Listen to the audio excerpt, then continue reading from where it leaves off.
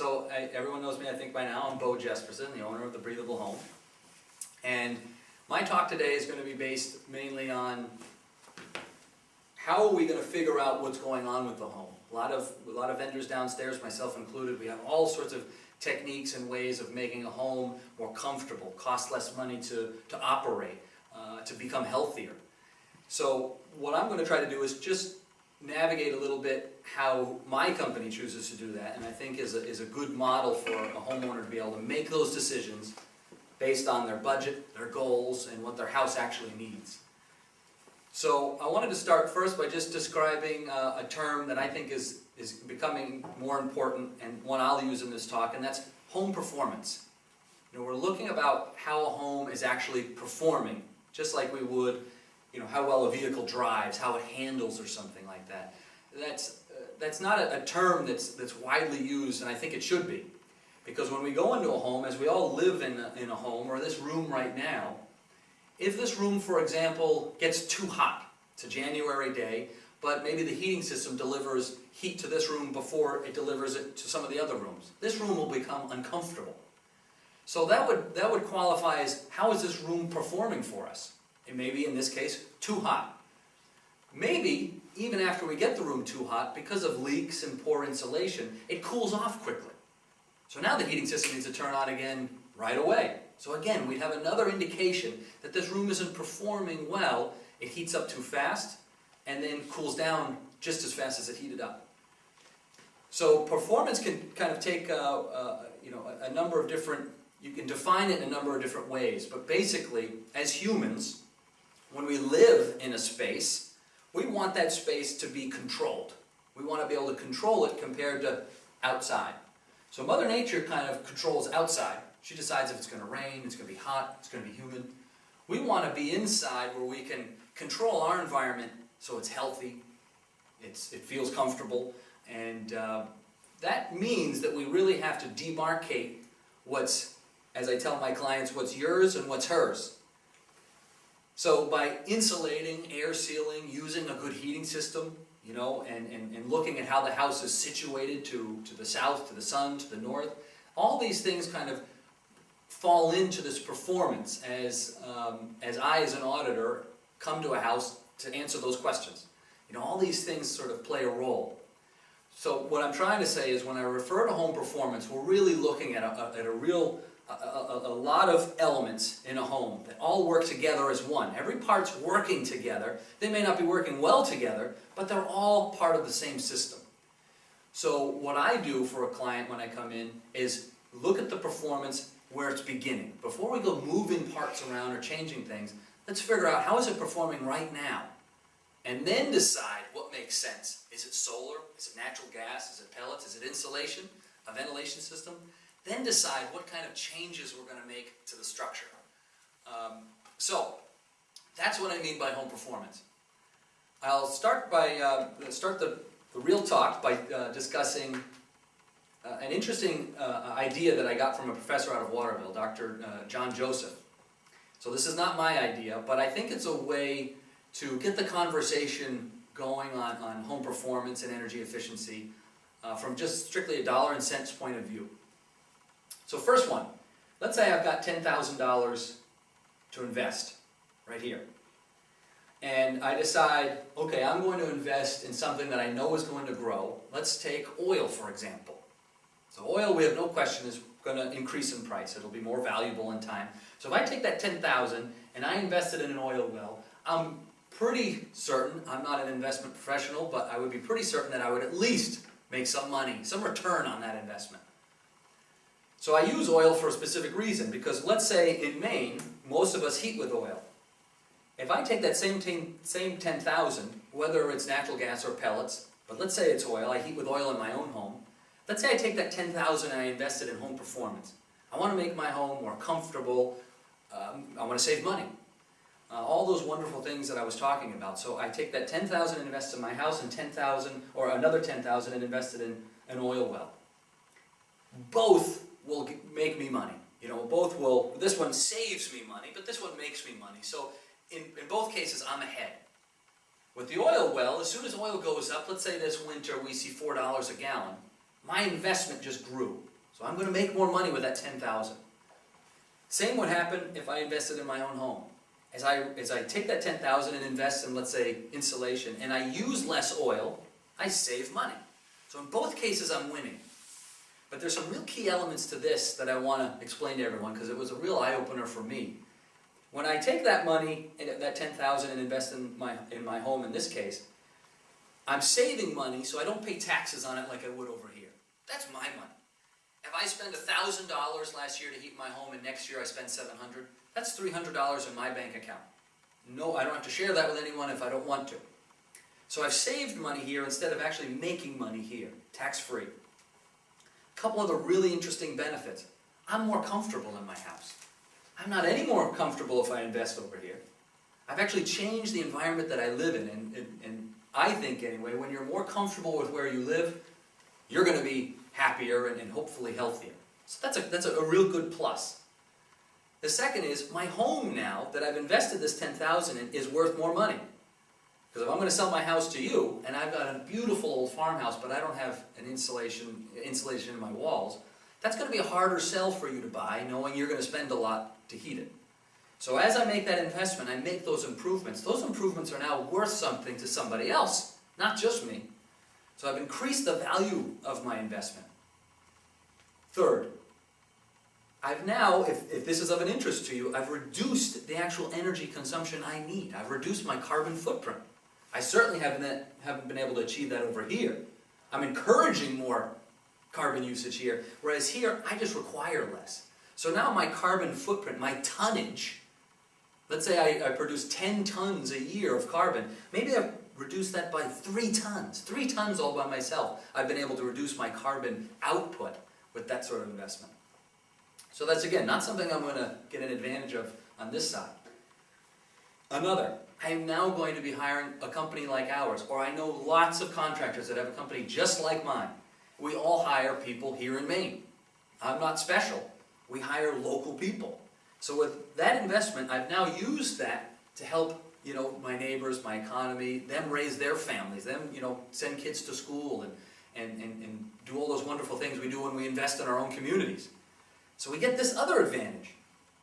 Most of the time, almost every piece of material I use is made right here in the United States. When I'm insulating a house, we're not buying insulation from China. We're buying insulation made right here in New England. Many of the items that we use are all based right here in the United States. And then finally, and not least, is where the goal of doing a proper home performance retrofit or working on a house is to not only make it more efficient, but to make it more durable. We don't want to do work that's going to hurt the house. The first rule is do no harm in home performance. So we want to make sure we do work that's actually going to make the home more durable, healthier. We want the occupants in there to be healthy. We don't want to save a bunch of money for somebody and then all of a sudden the indoor air quality is plummeted because I've tightened the house up like a beach ball. So we want to be mindful of these things. So they're actually addressed in a home performance process that it wouldn't be otherwise. That we're looking at the health of the home in addition to all these other great things we're talking about. So we're not just saving $10,000 and working towards a return on investment on that money. We've really created this umbrella of win-win for so many elements that I thought that was really revealing to me and made me something worth sharing. Okay, with all that said, I've now discussed how exciting it is and how many changes we can make. How do you do it? I've referred to an energy audit several times. Now, if you have someone, an energy audit can be done, like I said, just really looking at the beginning layers of how a home is performing. We're just starting with the baseline. So we're in this room right now. Let's take this room as our example. Before, if I had the superintendent call me and say that this room is particularly uncomfortable, it's hard to heat, it's too cold or too hot in the summer, we're going to really try to understand what's going on right now. So we run a battery of tests to determine how that's done. This can be done visually. You don't need a lot of fancy equipment. That's not necessary. It's helpful. But, basically, we're starting with that premise is, let's solve the mystery first. Where's the heat going? Where is it coming from? What's the air exchange in the room? These are the questions we ask when we're doing an energy audit. So So if we were to look at this room, we would look at the windows. Here's a layer like I talked about. Here's our room, or our space, here's Mother Nature's space. Let's first look at the envelope, we call it, between ours, our space and hers, and determine how well that's able to control what we want in here. And we could do that with two real classic and basic tools. Would be a blower door. That'd be a door that, let's assume that's an exterior door. I set up a large fan in a canopy that's going to suck air out of this room and allow me to measure. Every time I suck a bucket of air out, that same bucket pours right in. So I'm able to determine how many buckets are going through this room. That blower door will do all that for me. It'll calculate this for me, and it's a wonderful piece of equipment. But it won't tell me where they're coming from. So I'll know, okay, this room, if I compare it to other rooms of similar size that are built to, let's say, high energy standards, let's see how it compares. Oh, it's right on the money, or sure enough, it's way above. So we know this room is leakier. So the blower door is wonderful for that, but it won't tell me where these leaks are occurring. That's my job. Using an infrared camera gives me a real good indication. As I see temperature differences now, I can see, wow, okay, this wall actually looks fantastic. I see a nice consistent temperature. Yet over here, right as soon as I get around the window, I see a major difference in temperature. That tells me now my envelope between my space and Mother Nature's, there's a little mix, a little miscommunication, I like to call it. So Mother Nature may have a little more control over parts of the room, while maybe I have control over this part. She controls a little bit more of it over here. So maybe that's where I'd want to put my focus on first. So, the energy audit covers a number of elements, but that's probably one of the most important.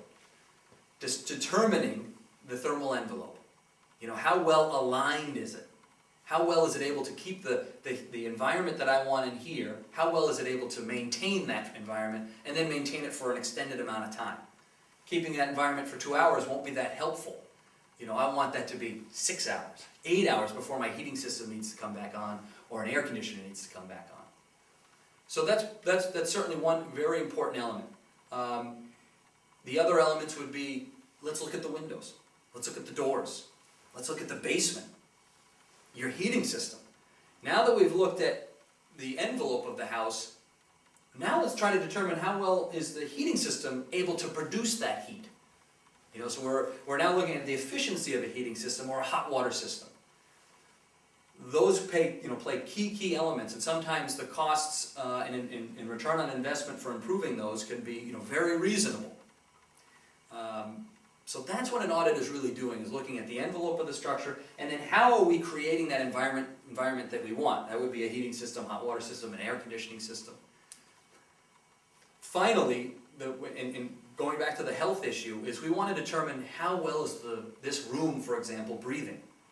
How well are the air that we're all breathing in right now is just Mother Nature still being allowed to come in. We don't want to close it off completely to her, because that's the air we're breathing.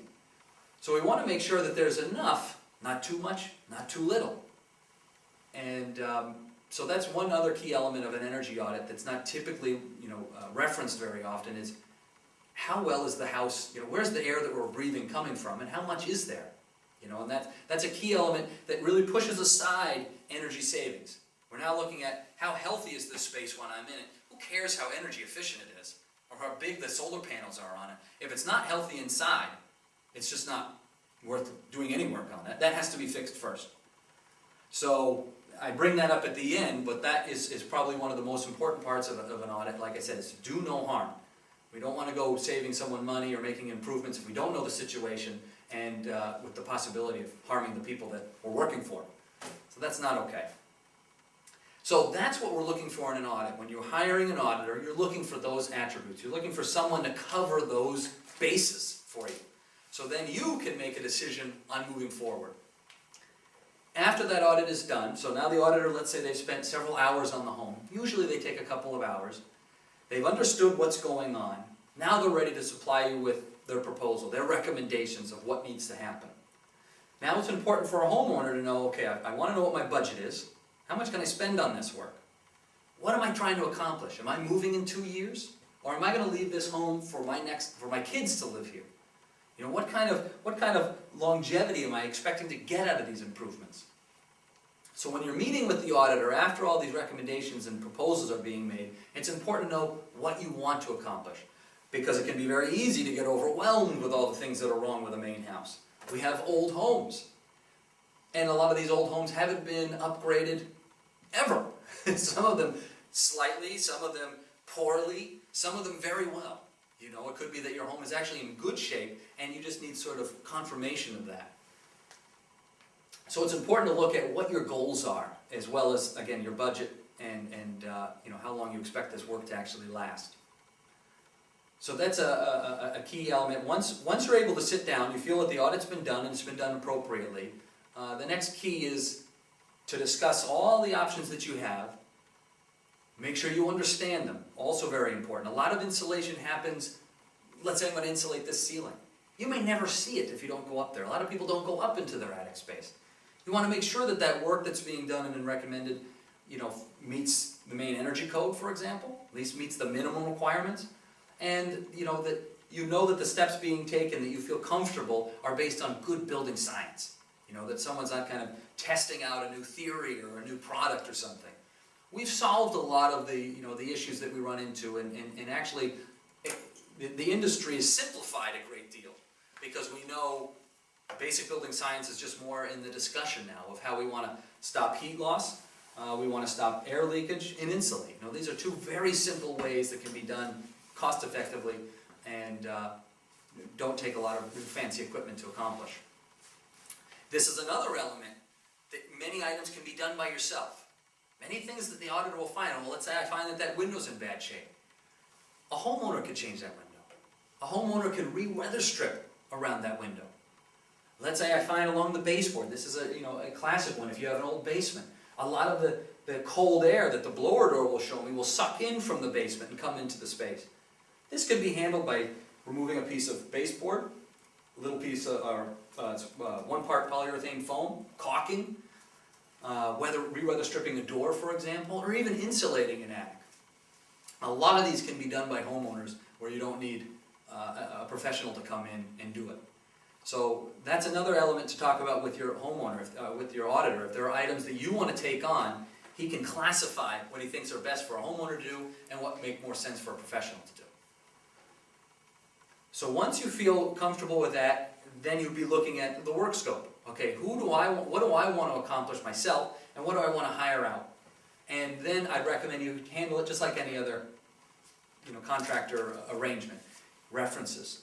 Efficiency Maine has done a lot to get good contractors listed on their website, so you know this person has insurance, for example. You can even look to see how many jobs they've accomplished. A good contractor will offer you references. Say, look, this is what I've done for Mrs. Jones. She doesn't live too far from you. Call Mrs. Jones, and she'll explain how we or your contractor would do business. So that's what I'd recommend there. I mean, we're pretty independent in this state, so you're free to really hire whomever you wish. But Efficiency Maine website's a real good place to start. Once the work is done, and even during the course of the work, I guess there's once you feel confident, you've hired somebody. There's not a lot, then hopefully you've made the right choice and there's not a lot to do. Let them do their work. If you've hired professionals to do it and they're professionals, let them complete their job, and it's really at the end you want to start to see proof that it was done appropriately. So you want to use a lot of the same tools the auditor found, maybe even hire that auditor back to say, I want this wall, Bose Company insulated this wall, let's see how well it did. So it's the same blower door and infrared. Let's use the same tools that we discovered the problem with to make sure that that problem's been fixed. So we then expect to see a different number on that blower door. If this school were to hire me to fix this room, I would expect that when I'm done, this blower door will show proof that I've air sealed if that was one of my tasks. Or insulated using the infrared camera. Okay, that wall looks perfect. These windows look excellent. Oh, we missed a spot in the corner of this attic. We got to go back. We're going to go back and fix it. So that would be, the quality control comes from using those same pieces of equipment that were used to determine the problem to begin with. I feel with that method and having an open line of communication, that will get, that have a greater tendency for success. And I know of a lot of other companies that use a very similar model, and it's worked out well. And we've got a lot of homes to corroborate that, and a lot of savings to corroborate that the work is performing. So I think that's a good place to start. Question. Sure. Is there a time of year where it's good to make these kind of improvements or do the energy audit? Is it good to do it like in the fall before the winter heating season starts? Excellent question. I have been surprised this year with the hot temperatures in the summer. We've been quite so busy. Mm-hmm. So again, insulation, we realize again, if it's insulating my space to Mother Nature's, it's just as valuable in the summertime as it can be in the winter. We're a heating concentrated climate, so insulating is going to save you more in the winter than it is in the summer. We're not a high air-conditioned state, for example. But when we've had a summer like this, it does start the argument or the conversation that, hey, we might as well start insulating now because then it won't be so hot. So this type of work should happen all year. Really shouldn't make any difference because it's how the home performs 365 days a year that really matters. You want to be cooler in the summer without having to put in an air conditioner. That would be a goal. Why put in the air conditioner if you don't need it? And then again, in the winter, it'd be just running the heating system a lot less. So I think while it's mainly focused on the heating, because that's what we spend the most money on, most of our resources are heating homes in Maine, it's applicable to all seasons. Okay. And how do you determine the health aspect of a room? It's a great question, and there's still a lot of science being discussed on that. For example, a new standard for ventilation is under the microscope right now, and it's hotly contested. And the argument is, how many air changes an hour do we need? Do we as humans need? They know exactly how much oxygen someone needs. I mean, they've figured this out. NASA and a scuba diver knows how much they need. But in a room like this, when you add a lot of people, and then we add a lot of materials, these materials off-gas things at rates that we're not even familiar with. The adhesive in this floor right now, or the polish and wax that they use. All these contaminants enter into the airstream, and then we as our bodies breathe them in. And so when we discuss health, we try to just really, again, go right to the basics. We don't want too much moisture in a home. So we know basically how much moisture should be in a home throughout the year. We'd want 40% or less in the winter, 50, 60% perhaps in the summer. If we see elevated levels of moisture, and then we can use just our nose, if we can smell mildew, we know that that house is not performing appropriately as far as how it handles moisture. There's too much moisture. So from a health standpoint, we look at things like moisture. We do have some basic standards of air exchange in a room like this, for example, that we know if we follow, we won't do any harm. And you could do much worse than, let's say. So while it's not science, or it's not scientifically based exactly how many air exchanges we need, they've done this for a long time, and we have baselines that we would follow. So when you ask about health, we would look at those two as being the big components. How much moisture is in that home? Because moisture can deteriorate things and cause mold and mildew. And how much air exchange is there? We can determine easily if there's just not enough. So those would be probably the most important aspects of the health of a building or a home. And if it looks like there's an issue, then more serious tests can be done. For example, air sampling tests can be done if we're worried about formaldehyde, levels. But from an energy auditor standpoint, that's what the key elements are, is moisture and air exchange, making sure we've got enough and not too much moisture. Good question. So how do the new super insulated houses, which you read about, hear Right. about, so how do they kind of match up with air exchange and with moisture? It's another good question. So when they're building those homes, they're making them so tight that these become, a Maine house, for example, very forgiving. Because usually that leakiness then serves to our advantage in a way. Because a lot of these toxins that are coming in, or a lot of moisture problems, we see a lot of Maine basements with dirt floors that don't have any mold problems. Yet, if we put a dirt floor into a home built in this year, we could have a mold problem in a year, you know? So it all comes down to, again, that when they're building one of those homes, is being able to anticipate what's gonna happen. So if you take a space, a volume of air, and you enclose it as tight as they are, you know, to real extreme examples, we wanna know, they'll determine how many liters of moisture I'm giving off talking to you right now. How many BTUs are being delivered by this light? If that window is facing west, how much solar gain am I going to be getting through that window? So I don't overheat the space. So when they build those types of homes, a lot more care and attention is given to every single element, even if they seem so minuscule, because that can affect the performance and the comfort of a building much easier. It takes much less to stimulate, you know, a volume of air if it's really, really tight. So one way they deal with air is an air exchange system, same thing that they've got in here. You know, we're not expecting Mother Nature's or the leakiness of these windows and walls to exchange the air in this room for us. They've got a ventilation system right here. And that ventilation system is determined to create a certain amount of cubic feet per minute in this room and exchange it for it to be occupied with all these kids. So again, in a high efficiency home, that's what the element is making sure that all of these components and all these areas are all taken into account. Because if they're not, we don't have the forgiveness we have in a 100-year-old farmhouse.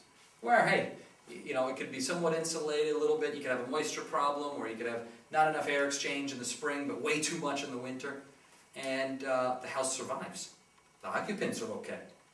And it's one, we want to create, or take that next step to make that home very high in efficiency, that these elements, we just don't have the forgiveness, and we have to be a lot more concerned and calculated in all those elements, all those systems as they come together.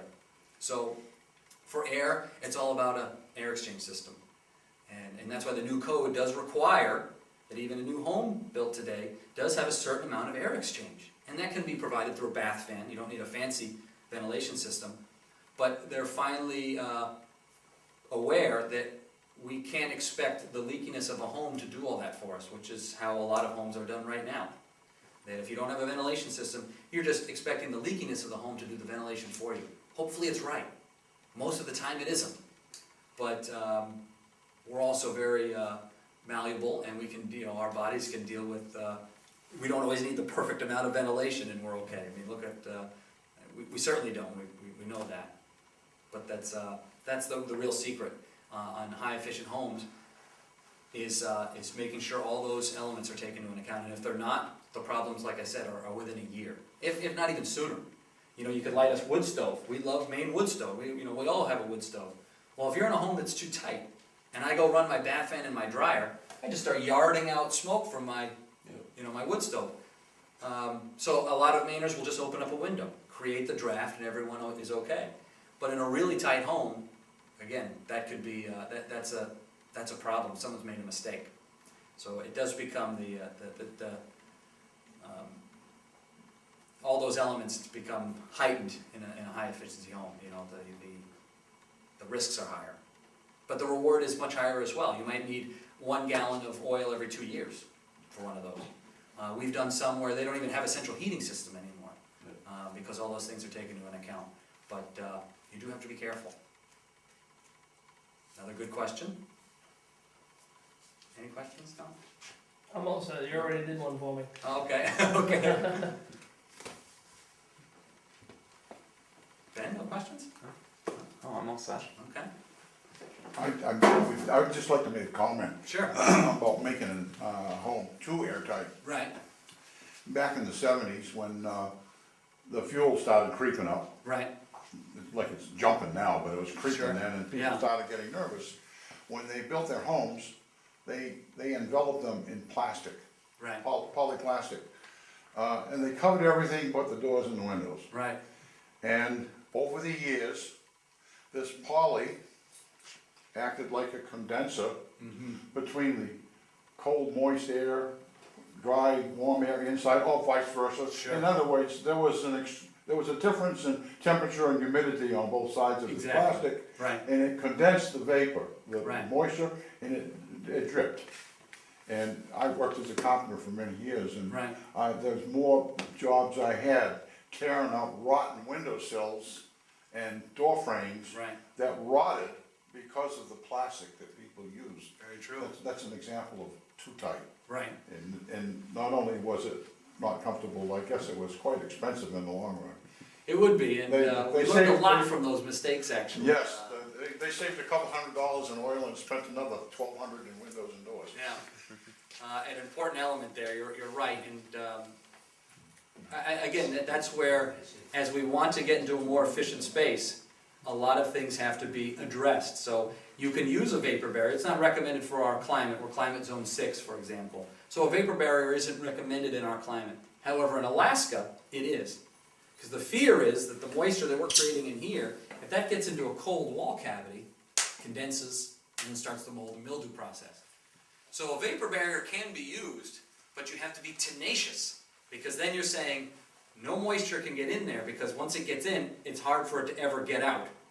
So we use more, again, forgiving materials. We use vapor retarders now to say, let's try to make sure we don't create too much moisture to begin with. That's an easy way to solve the problem. And then if the moisture gets in the cavity, let's give it a chance to get out. So we want breathable, like Gore-Tex or something. We want breathable membranes without making that cold and hard decision that no moisture gets beyond this point. So if you do use a vapor barrier, again, you have to be tenacious in every seam and joint being sealed, because you know once moisture gets on the other side, you've got troubles.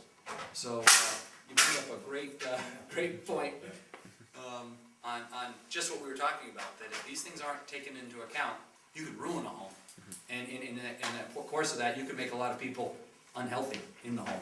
So you could really do double damage. You'd be better off building a poorly insulated old farmhouse. You know, at least you won't hurt anybody. There you go. Just another quick question. Sure. You have an old farmhouse, Right. you do a lot of work, Yeah, and you talked about incremental kinds of stuff. right, phases or something. Bang for the buck, you know, would you insulate the attic first, would you do the windows first, the floor first, if you had to choose? Right. How to begin? It's an excellent question. It's hard to beat the attic in many ways, simply because a cold basement doesn't necessarily hurt the house. You know, it makes it expensive to live in.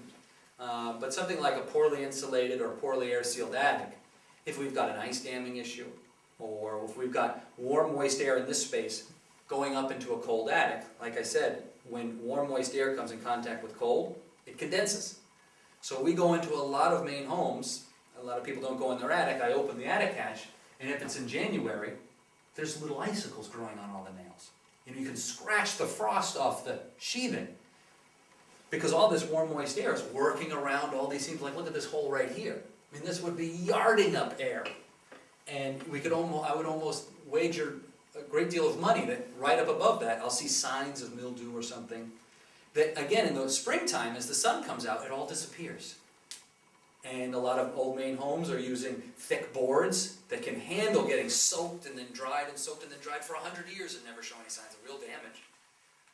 So what I'm saying is, an attic is a hard place to beat, because A, it can actually hurt the home. A cold, uninsulated wall isn't going to hurt my house. It's just going to make it uncomfortable and costly. But something like where warm, moist air can come in contact with a cold surface, like an attic, that's a hard place to pass up to start. Because not only will I get energy savings, but I'll also get durability. You know, I'm hoping to increase my durability. Moisture rides on the heat molecules that are rising. We know as warm air rises and is replaced by cold air, up it goes. The more cold air it's there, the higher the molecules will rise. And these moisture molecules just going along for the ride. And when they get up there, that's not okay. So that would be one element of a house that, you know, you'd really have to see that it was performing well before you would go focusing on some other spots. So attic, usually first. Basement's hard to beat after that, because a lot of times we have dirt down there, or we got water infiltrating. So again, now we've got a water moisture issue. That has to take precedence. So we have to look at where's the water coming from, how are we going to stop it? You know, water coming into a house is not okay. We've allowed it because we've got old homes, and we use a lot of fieldstone basements. So it almost just comes part and parcel with homes. Well, that's not what we're looking for. We want to, again, we want to determine that envelope, it's gotta be able to protect us from water, and so that needs to be addressed. That can usually be second on the list. And then luckily, insulating in a basement is typically low cost. We don't get the R values that we do in an attic, perhaps, but it's typically low cost, and it doesn't need, the working of an attic is usually labor intensive. It's hard to get around, you're walking on, on your knees, and you gotta find, it's been there for 100 years. There's been 5 homeowners that have done different theories of insulation. So you gotta kind of wade through a lot of that. Then typically in a basement, you don't have much to worry about. It's just the way it was built. And then you get to start something and create some savings there. So attic, basement, and then always listening to comfort. If someone's uncomfortable and Mrs. Jones sits by that window when she's watching a TV or when she reads her book, you better address that window, because it doesn't matter how great you might do in another area and how much you might save her. If she's still uncomfortable, if all I had to do was make my water bottle happy, that'd be easy. I'd be like, you're not going to believe what I did. I've saved you so much money. This never gets uncomfortable, like a person does. So that always plays what I find to be an interesting and exciting role is the interaction between what we know will save someone money and how someone actually feels in the home, because that's ultimately what we want. We want someone to be comfortable, and humans are incredibly sensitive. They don't have tests to determine the sensitivity of human skin, and a slight little breeze or something. When we're in the middle of this room, we're feeling the averages of all these surfaces, and that can be really hard to determine. Someone's going to be more sensitive than somebody else. So that is always a key element. When you say, what do you start with? You think of those 2 areas, but you want to make sure you have the blessing of the homeowner as well, because then you won't make anyone happy. Another good question. Any questions? No. Okay. Any questions? You're new to the group. No, I was just listening to the part on, a home being too tight. Right. And I've noticed that that's important. If you're a wood burner and Sure. you don't have a controlled heat source, you're hot and cold, you Right. find people opening the windows and closing. Right. And that just actually, I think, creates a healthier environment to have that cold air coming rushing in, and I just think that you can make things too tight. You sure can. And It could be easier than a lot of people realize to make it too tight, especially newer homes even built in the 70s. They weren't built that loosely, and so again, that's a key element, and we have very strict guidelines on how tight a home can get, not only for the air we're breathing, but for combustion appliances. So when a dryer is running, that's actually a fan blowing air out. That dryer is going to get its air, 500 CFM. A wood stove doesn't have a fan blowing air out. My boiler in my basement, there's no fan, at least on mine. I don't have an induced draft. It's only those noxious fumes are only leaving because they're warmer than the air around them. So those have to leave just based on natural convection. So when I have a bath fan or a dryer or a range hood that has real power, it'll win. And if a house starts getting so tight, that hole in the chimney looks mighty tasty, and it'll start yarding that air right in to the house. And if it's filled with carbon monoxide, those fans don't care. You could fill a basement with carbon monoxide. We've had deaths in Bangor in multi-units where we have an inefficient boiler that's pumping too much carbon monoxide into the chimney. But if you have an incidence where the house is too tight, it'll suck those fumes right in. And it may only happen twice a year. It may only happen once every 5 years. But if the CO levels are high enough, it can kill everybody in that house. Again, it's rare, but it can happen. We don't want a situation like that. So the tightness you bring up is a good point. We can get it too tight. Oh, you got to open the window to start your wood stove. Okay, but we can get it so tight that, lo and behold, we've got some of the highest asthma rates in the country in this state. And we're noticing higher asthma rates in states where we heat a lot and we have long winters, where everyone's inside. And companies like mine, we're out there saying, hey, you need to save money, you need to air seal. Well, it can turn around, where someone's getting their house too tight without realizing it. And next thing you know, we're breathing a lot of the same air. We're not getting that fresh exchange. We don't have big, chimneys like we used to have. Hey, they wasted energy, but I tell you, they moved some air in that house,